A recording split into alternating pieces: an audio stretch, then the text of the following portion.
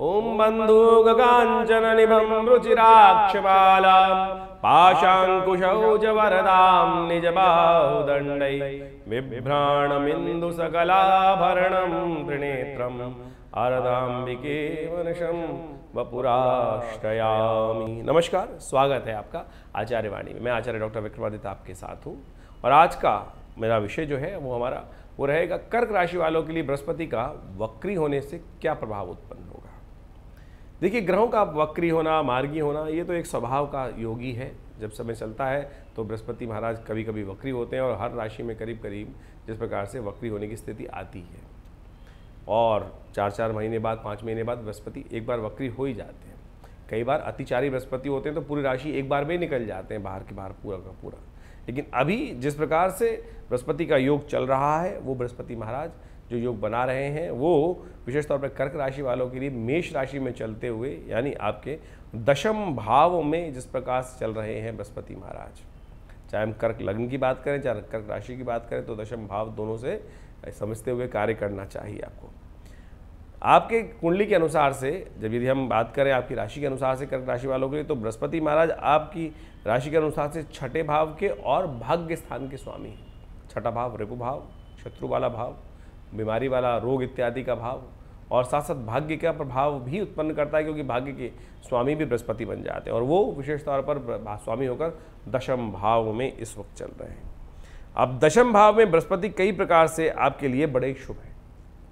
लाभ के योग बनाने वाले होते हैं दशम भाव वाले, समाज में यश देने वाले होते हैं विशेष तौर पर, और पूर्ण सुख, परिवार में माता पिता को भी पूर्ण सुख प्राप्त कराने के योग देते हैं। लेकिन इन दिनों बृहस्पति का परिवर्तन जब से हुआ, यहाँ पर बृहस्पति के साथ राहु की युति लगातार चल रही है। जब बृहस्पति महाराज यहाँ आए 4 महीने 5 महीने पहले, तब से उससे पहले से ही 1 साल से राहु महाराज यहाँ चल रहे थे और ऐसे में राहु के साथ युति होने के कारण से बृहस्पति का पूर्ण फल, अच्छा फल जो हमने आपको बताया अभी, चाहे वो लाभ का हो, मित्रों से लाभ का हो, समाज में यश का हो, सुख का हो, वो नहीं होने दिया उन्होंने।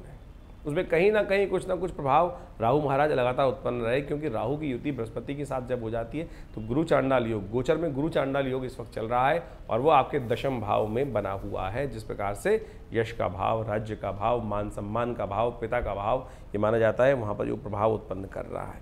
तो ऐसे में बृहस्पति महाराज का जो प्रभाव पड़ रहा है उसमें अब परिवर्तन का योग चल रहा है। बृहस्पति महाराज जब 6 सितंबर को परिवर्तन का योग बना रहे हैं तो उस दिन विशेष तौर पर 21 अंश के हो चुके हैं, यानी 1 अंश से आरंभ होकर बृहस्पति महाराज 21 अंश तक यहाँ पहुँच चुके हैं और 21 अंश तक बृहस्पति महाराज जिस प्रकार से योग बनाते हुए चल रहे हैं, भरणी नक्षत्र के 3य चरण पे आ गए हैं और जब वक्र हो जाएंगे फिर पुनः वापस 4 महीने में 31 दिसंबर तक वक्र गति से चलते चलते यहाँ पर पुनः वापस आएंगे और जब योग बनाएंगे तब ऐसे में उस समय 31 अक्टूबर को बृहस्पति महाराज 11 अंश के होंगे, अश्विनी नक्षत्र के 4th चरण पे वापस आ चुके होंगे। अब समझ लीजिए क्या प्रभाव रहेगा इस दौरान। जब वक्री होंगे बृहस्पति तो कई ग्रहों का और भी परिवर्तन होगा। 30 अक्टूबर को राहु महाराज परिवर्तन की तरफ चले जाएंगे और ये राहु का परिवर्तन एक तरह से बृहस्पति के अंदर जबरदस्त परिवर्तन, शुभ परिवर्तन लाने के योग बनाएगा। बृहस्पति शुक्र राहु महाराज 18 महीने बाद वापस जाएंगे दूसरी राशि पर और आपके भाग्य में जाके बैठेंगे, उसका भी उपाय हम आपको समझाएंगे। लेकिन बृहस्पति का जो प्रभाव कम कर रखा था उन्होंने, उसको 50% ठीक होने के योग बन जाएंगे आपके लिए। लेकिन शनि की दृष्टि लगातार बनी हुई है, लेकिन फिर भी कहेंगे राहु जो है एक बहुत नैसर्गिक दृष्टिकोण से बड़ा महत्वपूर्ण ग्रह है और उसका प्रभाव जब तक हट जाएगा बृहस्पति पे तो बृहस्पति को बहुत रिलीफ प्राप्त होने के योग बन जाएंगे। तो ऐसे में बृहस्पति से राहु का हटना 30 अक्टूबर के बाद से, और फिर बृहस्पति महाराज लगातार पीछे आएंगे। तब पुनः जब जनवरी के बाद, जनवरी से 1 जनवरी से बृहस्पति का परिवर्तन वक्री से मार्गी होगा तो फिर दोबारा 11 यानी इन 10 अंशों में वापस अपना शुभ प्रभाव पूरी तरह से वहाँ उपस्थित करेंगे। तो जो हमने आपको कहा कि बृहस्पति दशम भाव में आकर आपको यश देगा, सुख देगा, माता पिता में से एक विशेष तौर पर सुख देने के योग बनाएगा, साथ साथ आगे बढ़ने के योग देगा और तरक्की देने के योग बनाएगा। तो ऐसे में वो सब प्रभाव धीरे धीरे बृहस्पति का उदय होने के योग बनेंगे। लेकिन जब तक बृहस्पति ये वक्री चल रहे हैं तो ऐसे में थोड़ा सावधान रहने की ज़रूरत है। बृहस्पति जब नेगेटिव तरफ जाएंगे वक्री होकर तो देखिएगा राहु के साथ वैसे ही चल रहे हैं और शनि से दृष्ट वैसे ही हैं, तो ऐसे में बृहस्पति का रोल इन 4 महीनों में बहुत सावधानी भरा रहेगा।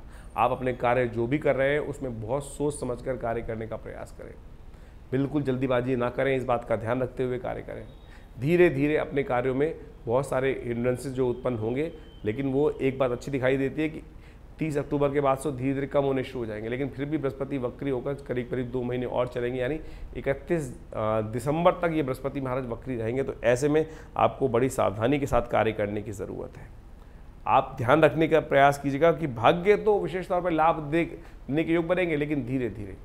ऐसे में विशेष तौर पर ध्यान रखें कि कहीं भाइयों से विकार रूप से कष्ट ना होने के योग बन जाए। भाइयों से किसी ना किसी कारण से, यानी भाई बहनों से, अपने मित्रों से कहीं ना कहीं बीच में द्वंद्वात्मक स्थिति ना उत्पन्न हो, इस बात का ध्यान रखने की ज़रूरत है।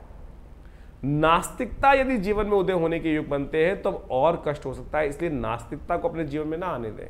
धर्मपरायण रहते हुए कार्य करने का प्रयास करें। राहु महाराज जब वक्र गति से हटेंगे वहाँ से, तो भाग्य में चले जाएंगे तो और ज़्यादा नास्तिकता दे देंगे, और जितनी ज़्यादा नास्तिकता आएगी उतना ज़्यादा पूर्ण यश प्राप्त करने में, लाभ प्राप्त करने में, बृहस्पति के शुभ फल प्राप्त करने में उतना कष्ट हो सकता है। तो ऐसे में सबसे अच्छा कार्य क्या करें?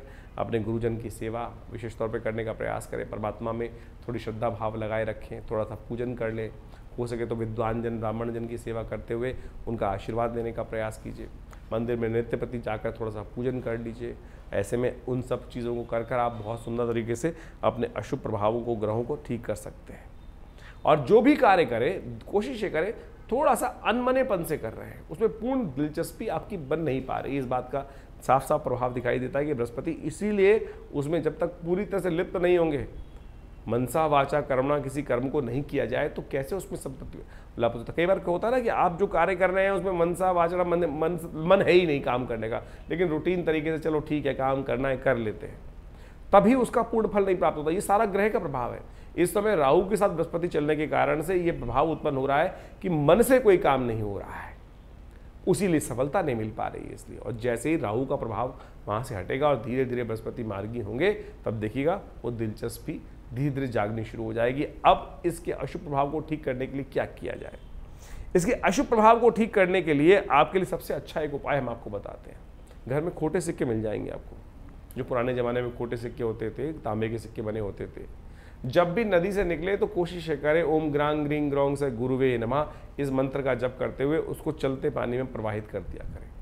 जहाँ भी आपको मिल जाए चलता हुआ पानी, या उनको दान करने का प्रयास कीजिए। इसके द्वारा ध्यान रखते हुए कष्ट को दूर करने का योग बन सकता है। एक बात का और ध्यान रखिएगा, किसी भी कार्य को करते हुए बहुत ज़्यादा लालच ना करें। पुरानी कहावत है, लालच में दोनों गए माया मिली न राम। इस बात का ध्यान रखते हुए कार्य करने की ज़रूरत है। और थोड़ा खर्चों को बचाने का प्रयास कीजिए।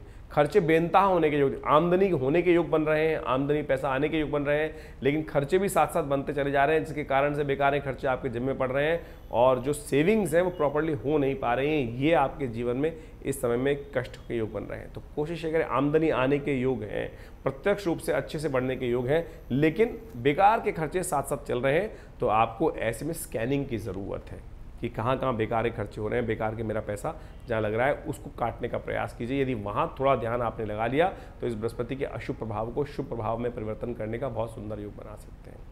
ऐसे में कोशिश ये करें, बृहस्पतिवार के दिन गौ सेवा करने का प्रयास कीजिए।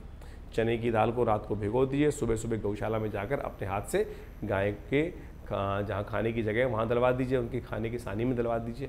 ये बृहस्पति का बहुत सुंदर उपाय है, इसको आप अवश्य करने का प्रयास कीजिए। देखिएगा धीरे धीरे बृहस्पति के परिवर्तन से आपके जीवन में लाभ के योग बन सकते हैं। और एक बात का ध्यान, जैसे हमने कहा, बहुत ज़्यादा लालच में ना फंसे।